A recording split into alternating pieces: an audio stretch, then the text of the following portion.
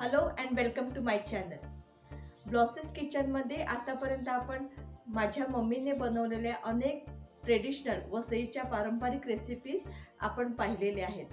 अजूनही कुठली रेसिपीज आपल्याला आठवत असेल तर मला कमेंट करून नक्कीच कळवा। आजची रेसिपी सुद्धा माझी मम्मी अगदी पारंपरिक पद्धतीने बनवणार आहे। आपल्याला जर मसाल्याची फिश करी खाऊन कंटाळा आला असेल तर ही जिरे कोथिंबीरची रेसिपी नक्कीच फॉलो करा।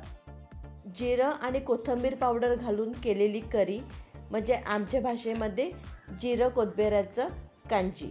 आणि हे कांजी खूप पथाळू असते।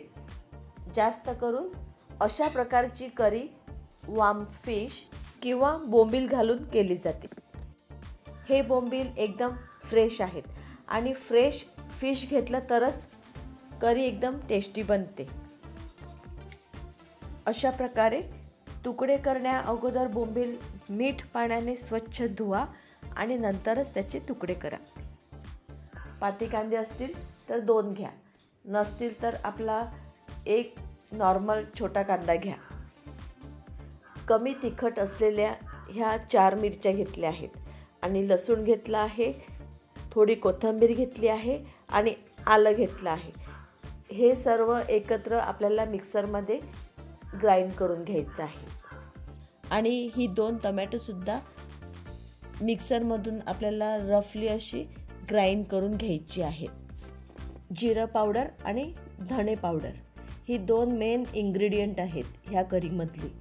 तर जिरं पावडर घ्या 1 टीस्पून आणि धणे पावडर घ्या 1 टेबलस्पून। अर्धा टीस्पून हळद पावडर लागणार आहे। ही विनेगर पूर्णपणे ऑप्शनल आहे। पथासाठी करी असेल तर विनेगर घालू नका आणि विनेगर किती घालायची हे सुद्धा आपल्या आवडीनुसारच ठेवा। मी करी बनवायला सुरुवात करते। तेल सुद्धा गरम झालेलं आहे आणि हा पाती कांद्याचा वाईट भाग असतो तो पहिल्यांदा घाला। कढीपत्ता चिरून घातल्याने त्याचा फ्लेवर जरा जास्त येतो।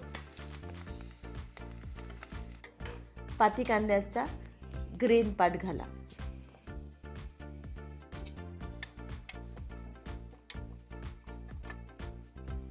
मिक्सरमध्ये ग्राइंड करून घेतलेलं आलं, लसूण, मिरची आणि कोथिंबीर परतवून घ्या।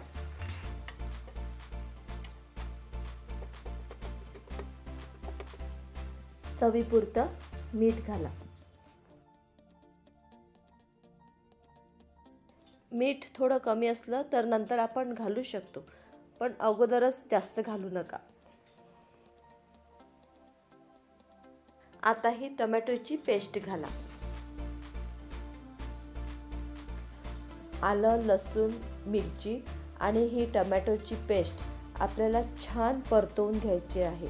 अगदी साईडवरून तेल सुटेपर्यंत कमी गॅस फ्लेमवर परतवून घ्यायची आहे।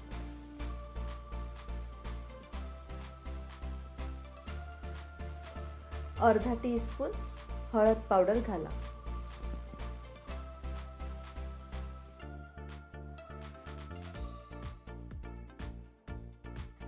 आता धणे पावडर आणि जिरा पावडर घाला।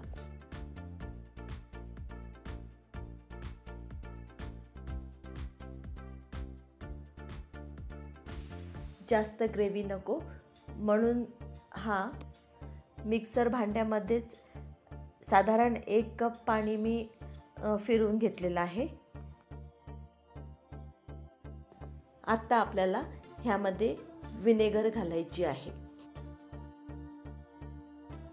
विनेगर घातल्यामुळे करीला अजून जास्त चव येते।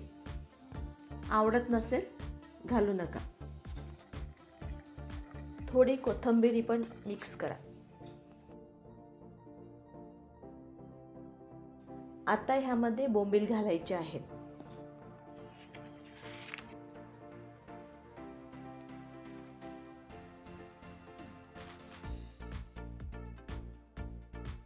अगदी हलक्या हाताने बोंबील आणि ग्रेव्ही मिक्स करा।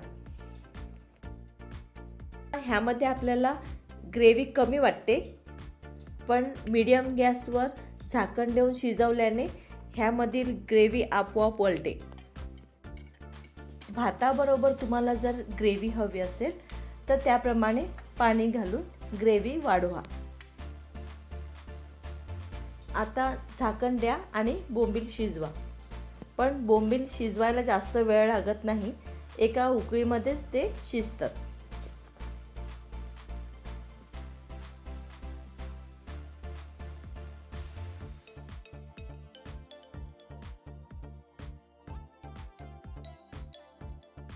वरून थोडी कोथिंबीर घाला आणि गॅस बंद करा।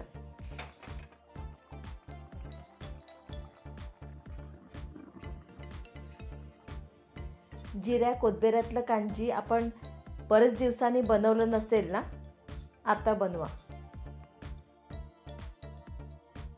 Thank you for watching.